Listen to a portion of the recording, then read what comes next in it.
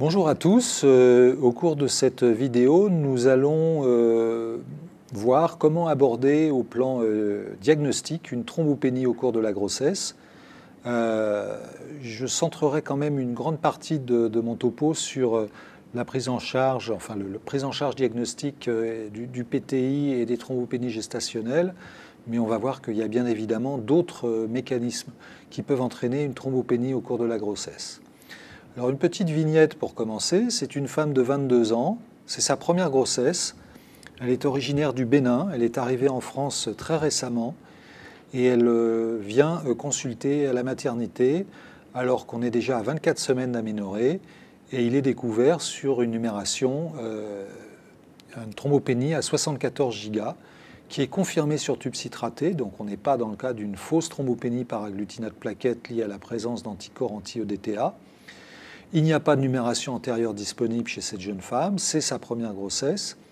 L'examen clinique est normal, les autres lignées sont normales, l'hémostase, le débrouillage, le TP, le TCA, et on aurait pu rajouter le fibrinogène, sont normaux, le bilan hépatique n'est pas perturbé et la fonction rénale est également normale.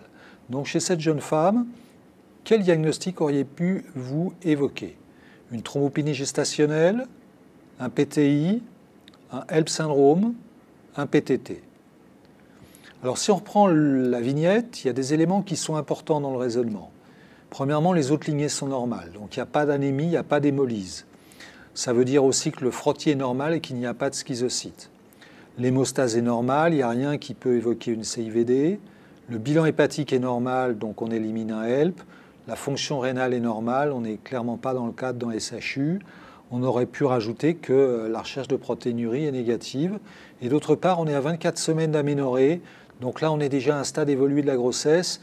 Donc le 24 semaines d'aménorrhée n'est pas un élément qui va être très déterminant pour le diagnostic. Si on regarde les principales causes de thrombopénie au cours de la grossesse, ça c'est très important. De loin, de très loin, la principale cause de thrombopénie au cours de la grossesse, c'est la thrombopénie gestationnelle.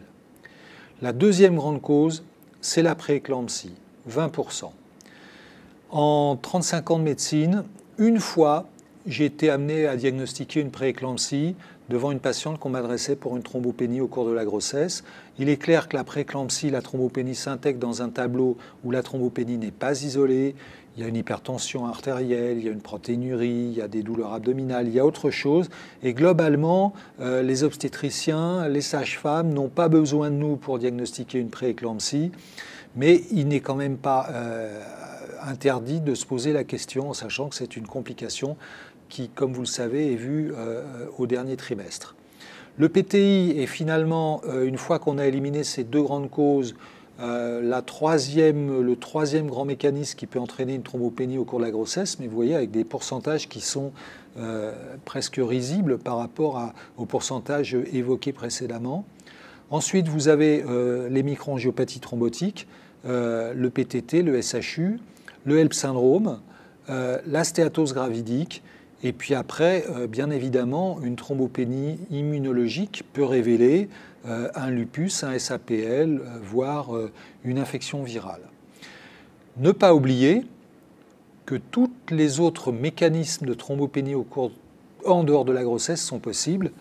Et en 35 ans de médecine, je me souviens d'une histoire douloureuse d'une patiente qui avait une thrombopénie de fin de grossesse et qui était en fait une leucémie aiguë.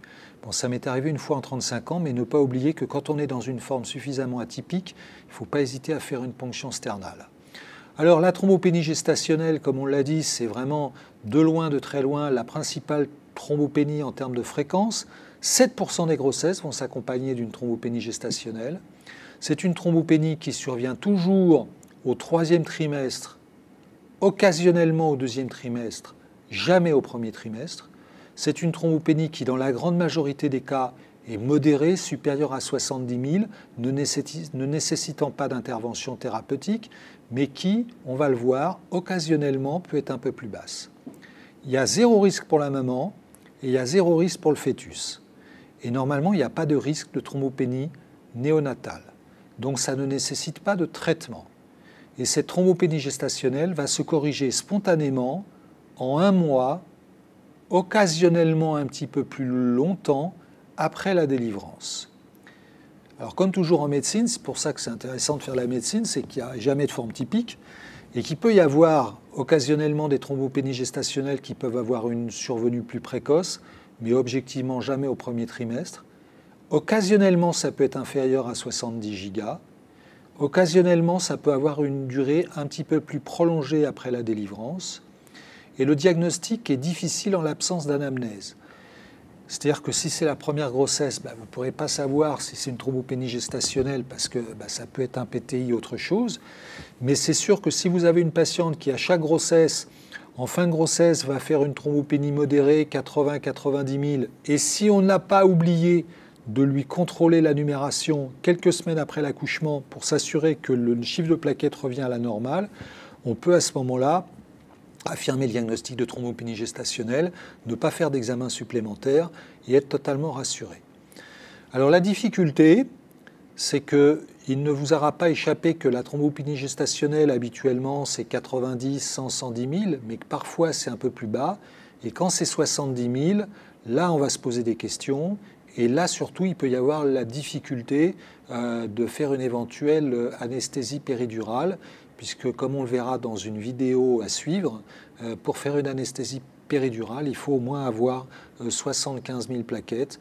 Donc, occasionnellement, faire la différence entre une thrombopénie gestationnelle et un PTI n'est pas si simple. Donc, le message, 1, c'est fréquent.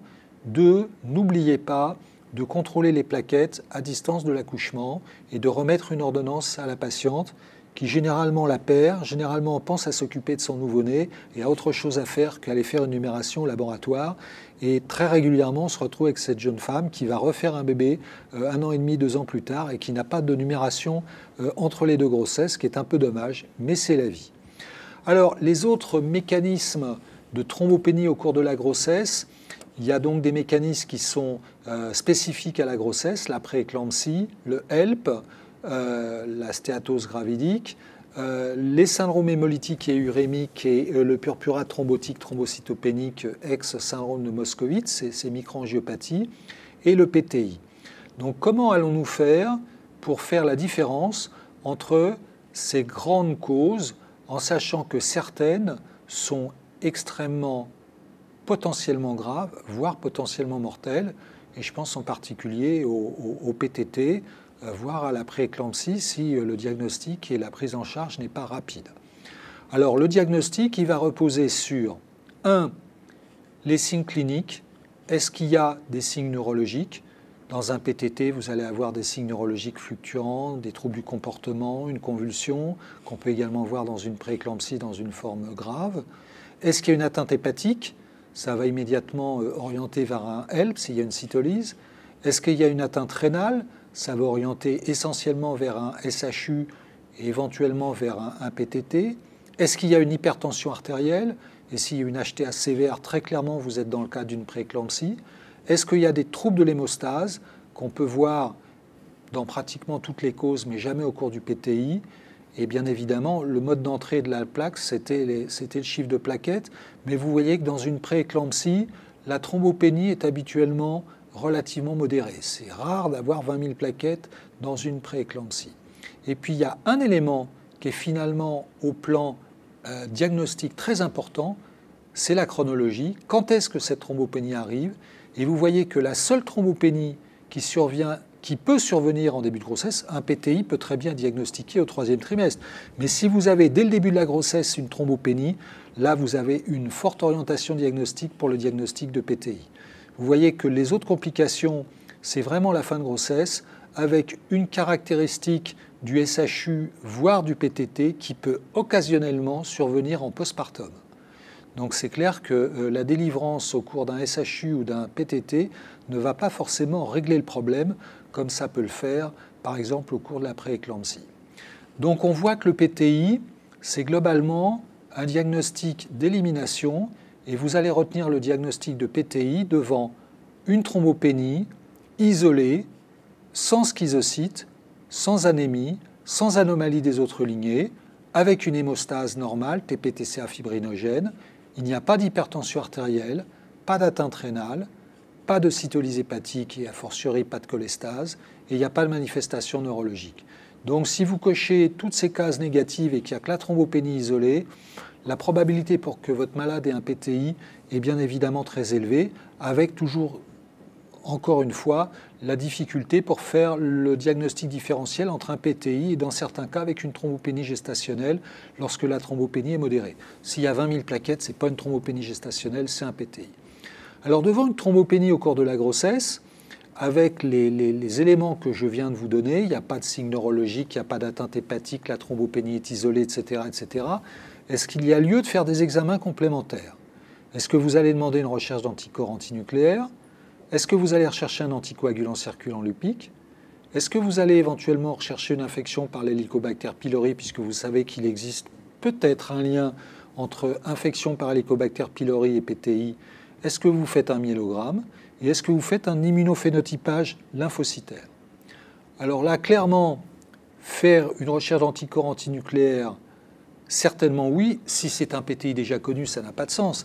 Mais si c'est le diagnostic d'une thrombopénie pendant la grossesse, la réponse est oui. Parce que si c'est un lupus, c'est clair que même si c'est un lupus avec une atteinte purement hématologique et qu'il n'y a pas d'atteinte rénale, vous allez quand même avoir une modalité de prise en charge qui va être différente. Même sanction pour la recherche d'anticorps antiphospholipides et en particulier d'un anticoagulant circulant lupique, mais c'est clair qu'une thrombopénie au cours de la grossesse justifie de la recherche d'un anticoagulant circulant, d'un anticardiolipide et d'un anti-bêta-2-GP1 parce que s'ils sont présents, vous allez avoir une attitude nettement plus interventionniste, en particulier en postpartum, pour la prévention des thromboses. L'Helicobacter pylori, je l'ai mis en caractère mineur, en gris clair, avec un point d'interrogation. Les liens entre HP et PTI sont plus que discutés. Si c'est une patiente qui a vécu dans des pays à forte prévalence de l'infection par l'Helicobacter pylori, ça vaut peut-être le coup, mais bon, ça reste à discuter. Le myélogramme, certainement non. On va faire un myélogramme si on a un PTI avec des atypies, une anomalie d'une autre lignée, mais là, et l'immunophénotypage, même sanction. Donc si on récapitule, voici par exemple les recommandations américaines, mais vous trouverez les recommandations dans le PNDS français. Et donc vous voyez que les recommandations américaines sont assez proches de ce que je viens de vous dire. Donc face à une thrombopénie de la grossesse, vous allez faire une numération complète et une étude des réticulocytes. Vous allez regarder le frottis sanguin pour vérifier qu'il n'y a pas de schizocytes. Vous allez faire un bilan hépatique pour vérifier qu'il n'y a pas d'atteinte hépatique. La fonction thyroïdienne, on sait qu'une hyper ou une hypothyroïdie peut s'accompagner d'une thrombopénie immunologique, en particulier le BASDO. Enfin, vous êtes des internistes, vous êtes donc de fins cliniciens, et je ne doute pas que vous allez retrouver des signes cliniques de BASDO qui vous inviteront à rechercher une hyperthyroïdie. Le dosage pondéral des immunoglobulines, très certainement oui, parce que si vous avez une hypogammaglobulinémie, vous allez vous poser la question d'un déficit immunitaire comme invariable. Et si vous avez une hypergammaglobulinémie polyclonale, c'est clair que ça n'est pas un PTI standard, et il y a peut-être derrière un Sjögren, un lupus ou une infection par le VIH ou autre chose. Le test de Coombs direct, le test érythrocytaire, il est dans les recommandations anglo-saxonnes. Je ne suis pas persuadé, si votre patient n'a pas de signe d'hémolyse, que ce soit un test fondamental. La recherche d'anticorps antiphospholipides, nous en avons déjà parlé. Les anticorps antinucléaires, certainement oui. H. pylori à discuter. Les sérologies virales HIV, HCV, HBV, de toute façon, c'est une femme enceinte. Donc, c'est des choses qui sont globalement faites. Et la recherche d'un Willebrand de type 2B, qui est une anomalie de l'hémostase qui peut s'accompagner d'une thrombopénie, je n'en ai jamais vu. Alors peut-être que je n'en ai jamais diagnostiqué. Mais enfin, je pense que si j'étais passé à côté de 50 Willebrand de type 2B, je pense que je le saurais. Vous voyez qu'il n'y a pas la recherche d'anticorps antiplaquettes. C'est une vraie question. Si vous avez un PTI typique, 20 000 plaquettes avec les éléments que j'ai donnés tout à l'heure, je pense vraiment qu'il n'est pas nécessaire de faire une recherche d'anticorps antiplaquettes. Si vous êtes dans une hésitation diagnostique, devant une thrombopénie modérée de fin de grossesse, où vous hésitez entre une thrombopénie gestationnelle et un PTI. La recherche d'anticorps antiplaquettes par la technique de MEIPA, si c'est des techniques sérologiques, ça n'a aucun intérêt. Mais si par la technique de MEIPA, vous mettez en évidence un anticorps anti-GP2B3A ou un anti-1B9, voire l'association des deux, ou occasionnellement un anti-1A2A, c'est un argument fort en faveur du diagnostic de PTI. Donc ça pourrait être un intérêt de demander ce test. Sauf que le test MEIPA a une sensibilité qui est décevante. C'est-à-dire qu'un test de MEIPA négatif ne vous éliminera pas un PTI. Donc je dirais que si vous êtes dans une hésitation diagnostique entre un PTI et une thrombopénie gestationnelle, finalement le seul intérêt de se poser la question, c'est la préparation à l'accouchement et en particulier permettre à la patiente d'avoir un chiffre de plaquettes aux alentours de 75 000 pour qu'elle puisse bénéficier d'une anesthésie péridurale si elle le souhaite. Donc dans ce cas-là, quel que soit le résultat du test de MEIPA, je vais faire un test aux corticoïdes juste avant l'accouchement. Donc à la limite, moi je ne le fais pas. Je ne le fais pas parce que s'il est positif, c'est pour moi un argument fort pour penser que ma patiente a un PTI et je vais lui faire un test aux corticoïdes pour faire remonter les plaquettes quelques jours avant l'accouchement pour qu'elle puisse avoir la chance d'avoir un accouchement confortable avec une péridurale. Mais si le test de MEIPA est négatif, je ferai quand même le test aux corticoïdes. Donc voilà, vous pouvez faire le test au MEIPA, mais ça n'est pas fondamental. Donc en conclusion, le diagnostic de PTI au cours de la grossesse reste un diagnostic qui est essentiellement un diagnostic d'élimination sur des examens simples, mais dans la position spécifique de la grossesse, je crois qu'il est important de ne pas passer à côté d'un lupus ou en tout cas d'une biologie lupique et d'une biologie phospholipide, car si votre patiente a une biologie phospholipide à titre fort, et en particulier si elle est triple positive ou si elle a un anticoagulant circulant, il sera de bon ton de lui proposer une anticoagulation prophylactique au minimum pendant les 6 semaines qui suivent l'accouchement et peut-être même avant, c'est à discuter au cas par cas. Je vous remercie.